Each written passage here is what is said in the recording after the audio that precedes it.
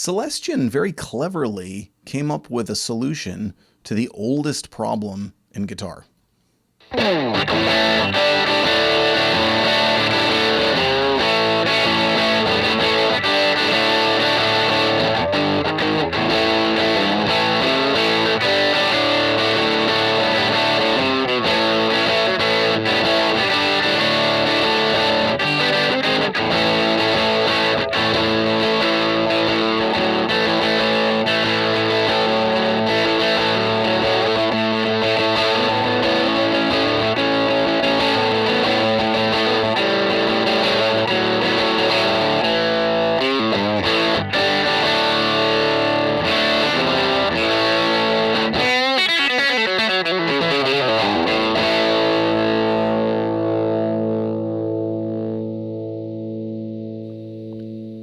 What's up, everyone? I'm Jack Fossett, and welcome to this demo and review of the Celestion Peacekeeper. This is an attenuated speaker.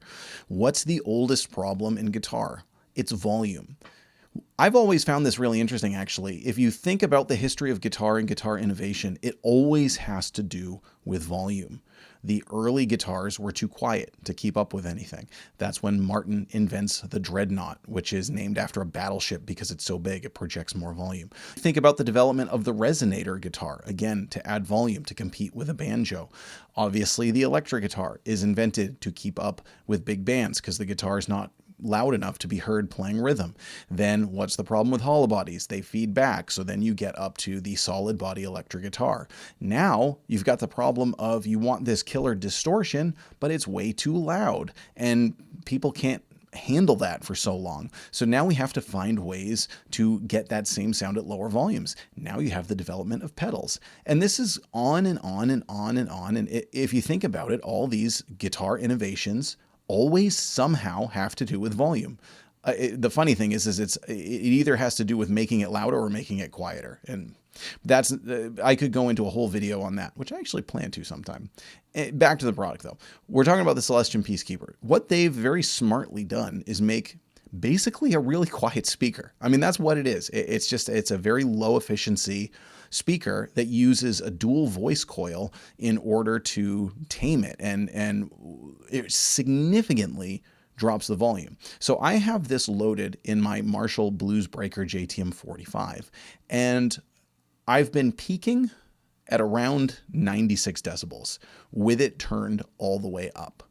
Now, it can vary depending on your speakers and everything, but like typically, if this amp were turned all the way up, it would be peaking around like 115. We're talking a significant difference.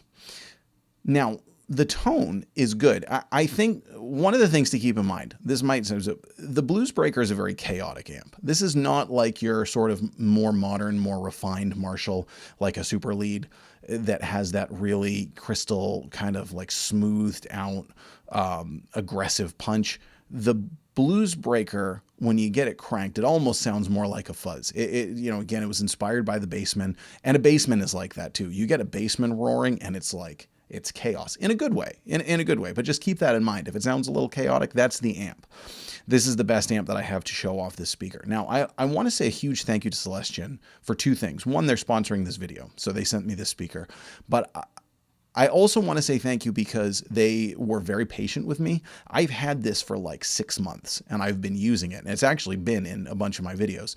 The reason that I didn't do the video earlier, because I like to be pretty prompt with my videos, I don't like to keep companies waiting, but speakers really need to be broken in order to fully show you what they can do. And so I've been actually giving this one a lot of time to break in, because I feel like that's a mistake I've made in previous videos is, doing speaker demos and kind of like, well, the company sent me something, I got to get them a video in a timely manner. And then, and I've always tried to break them in a little bit, but this one, I'm like, I really want to give this one a lot of time, especially because it's really giving you the natural amp tone. So let's dive back in. What you just heard at the beginning was going into the bright channel with the amp cranked. Now I'm going to go back in with a different guitar and jump the channels. It gives it a little bit of a boost in volume, very slight, so maybe up to like 98 decibels instead of 96 or so, but it's really that kind of classic Clapton tone from the late 60s.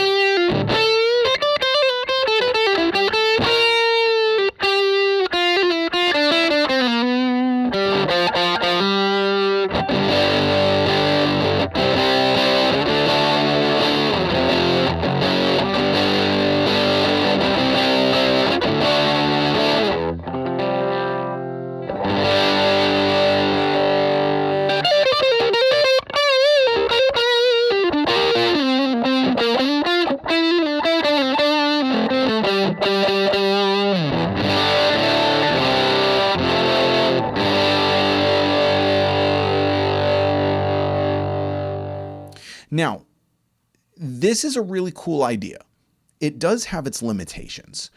It's not a speaker attenuator, it's an attenuated speaker. So the obvious limitation is it only gets so loud. So if you're looking for headroom, like, no.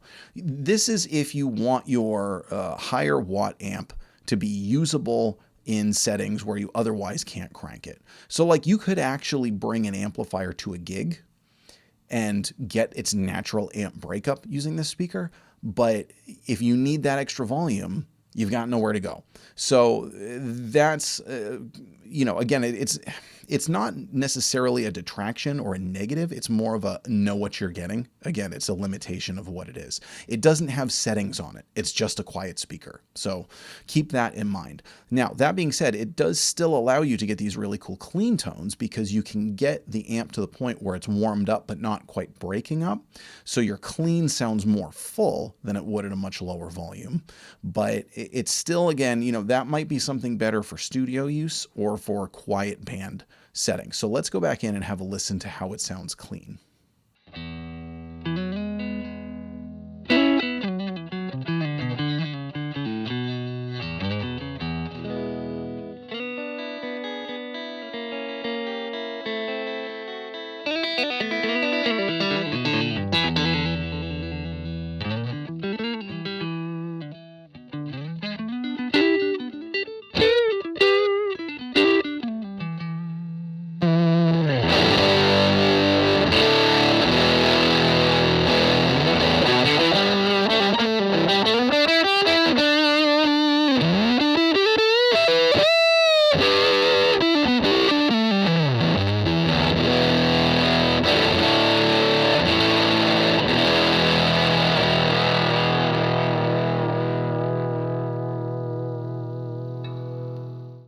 All right, again, huge thank you to Celestion, not only for sponsoring this video, but again, also for their patience and making sure that I have time to give you an accurate representation of what this can do. I think this is a great studio tool primarily. The other thing is, I think if you're somebody who has like a 100-watt amp, if you have like a really cool 100-watt Marshall or a Blackstar or something, and you get a 212 or a 412 that's loaded with these, you could still be pushing a decent amount of air, but not completely blowing the walls off the club. So it definitely has its uses. It's not like it's completely limited to one use, but again, I would just be aware that it is a quiet speaker and there's only so far you have to go. Now, the Bluesbreaker is a 212. I only have one loaded in, so I'm running it as a 112 right now, just FYI. That's how because I don't have a second one. And I would say, I suppose the other thing to be aware of is you can't mix and match these with other speakers and achieve the results that you want, because it's not going to limit anything else for the others. The other speakers will still be just as loud. This one will just be much quieter, which will kind of put the volume off kilter. So it's really intended to work with in its own little, it kind of exists on, it plays on its own team, right? It doesn't play well with others.